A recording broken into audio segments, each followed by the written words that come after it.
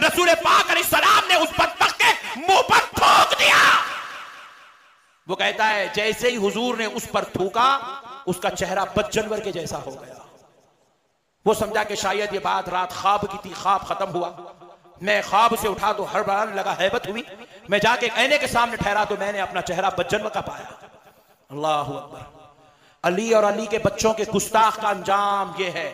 السلام علیکم ورحمۃ اللہ تعالیٰ وبرکاتہ. اور ناظرین کیسے, میں امید کرتا ہوں وہ خیریت سے ہوں گے, اللہ کے فضل اور رحمت پہ ہوں گے. ناظرین کچھ لوگ ایسے ہوتے ہیں جو درگاہ جانے کے لیے بہت لوگوں کو ایسے ایسے وسوسے ڈالتے ہیں. کہتے ہیں کہ اگر آپ اجمیر شریف میں جاتے ہیں تو وہاں شیعہ بیٹھے ہیں, شیعہ وہ گانجا پیتے ہیں, ٹھیک ہے, آپ اجمیر شریف نہ جائیے گا. ایسے ایسے کچھ لوگ ہوتے ہیں جو لوگوں کے دلوں میں وسوسہ ڈالتے ہیں.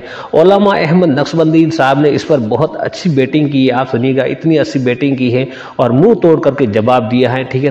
تو آج ہم اس بیان پر ریئیکشن کریں گے اور حضرت کا بہت اچھا بیان ہے. اگر آپ نئے ہیں تو چینل کو سبسکرائب کیجیے اور لائک کیجیے, کمنٹ کر اپنی رائے ضرور دیجیے گا, ٹھیک ہے. ایسے ویڈیو میں ہر لے کر آؤں گا جو حضرت نے بہت اچھی اچھی بیٹنگیں کی ہیں, ٹھیک ہے, وہ بھی بیان لانا چاہیے اور ایسا دکھانا چاہیے.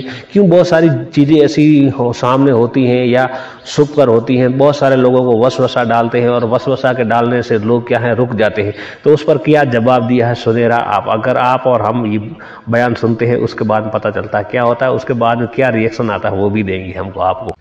ایک صاحب درگاہ کو جانا چھوڑ دیا. میں پوچھا کہیں کو چھوڑ دیا؟ ارے وہ سجادے صاحب گانجا پیتے. بولا اماں بولا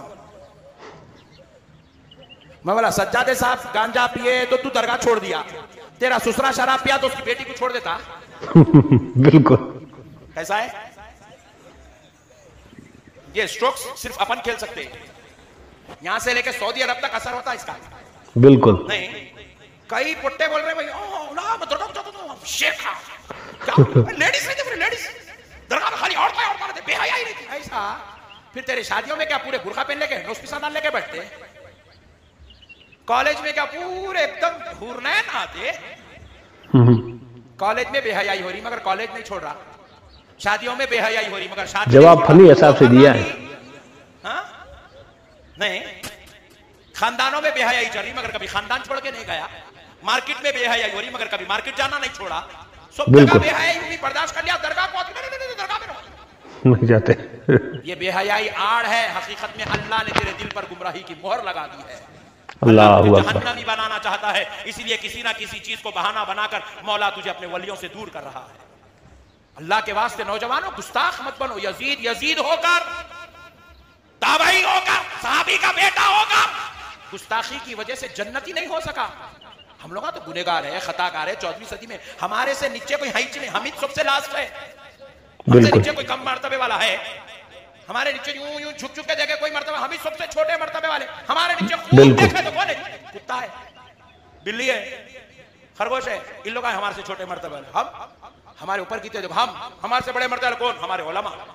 بالکل ہمارے مفتیان اعظام, ہمارے صالحین, ان سے اوپر صوفیاء, ان سے اوپر اولیاء, ان سے اوپر ائمہ, ان سے اوپر محدثین, ان سے اوپر فقہاء, ان سے اوپر غوث, ان سے اوپر قطب, ان سے اوپر تابعین, ان سے اوپر صحابہ, ان سے اوپر ازواج مطہرات, ان سے اوپر خلفاء راشدین, ان سے اوپر اہل بیت, ان سے اوپر انبیاء, ان سے اوپر رسولان اعظام, ان سے اوپر آخری منزل میں گئے بندوں کی تو رسول اللہ ہے. بالکل سبحان اللہ ماشاء اللہ. اس کائنات میں خدا کے بعد اگر کسی کا سب سے بڑا مرتبہ ہے تو وہ آمنہ کے لال کا ہے, رسول اللہ کا. وہ سب سے اول و اعلیٰ ذات ہے. ہم ان کے بارے میں یا 14ویں صدی میں سب میں لاسٹ میں پیدا ہو گئے, نبی ہمارے طرح تھے, نبی کو علم غیب نہیں تھا, نبی صلی اللہ علیہ وسلم.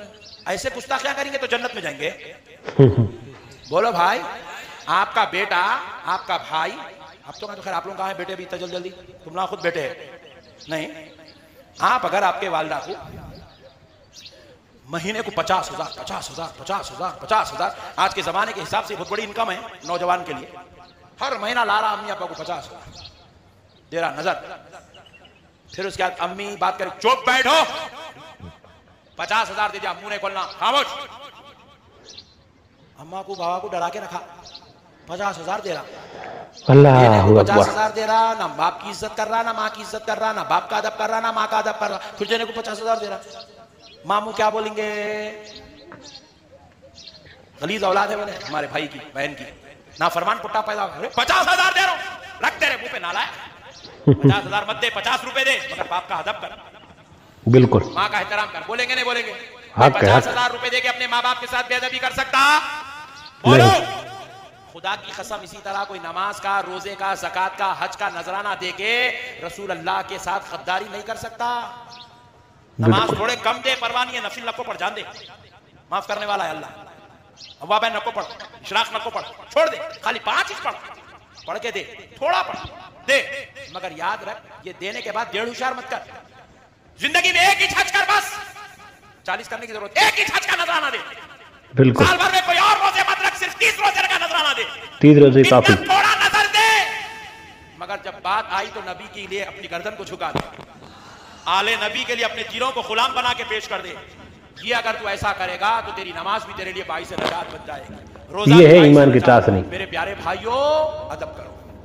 बस अब आखिरी बात सुन, नबी मुहतरम सल्लल्लाहु अलैहि वसल्लम इरशाद फरमाते हैं, अल्लाह ने दुनिया वालों के लिए सारे गुनाहगारों, खताकारों, सियाकारों, काफिरों, बदमज़हबों के लिए जितना अज़ाब तैयार किया, पूरी दुनिया वालों गुनाहगारों को, अज़ाबियों को जितना अज़ाब होगा, उसका आधा अज़ाब सिर्फ खातिले हुसैन को दिया जाएगा। रसूल अल्लाह सल्लल्लाहु अलैहि वसल्लम इरशाद फरमाते, इमाम हाकिम ने इस हदीस को रिवायत किया अपनी मुस्तदरक में, आधी दुनिया का अज़ाब सिर्फ खातिले हुसैन को दिया जाएगा,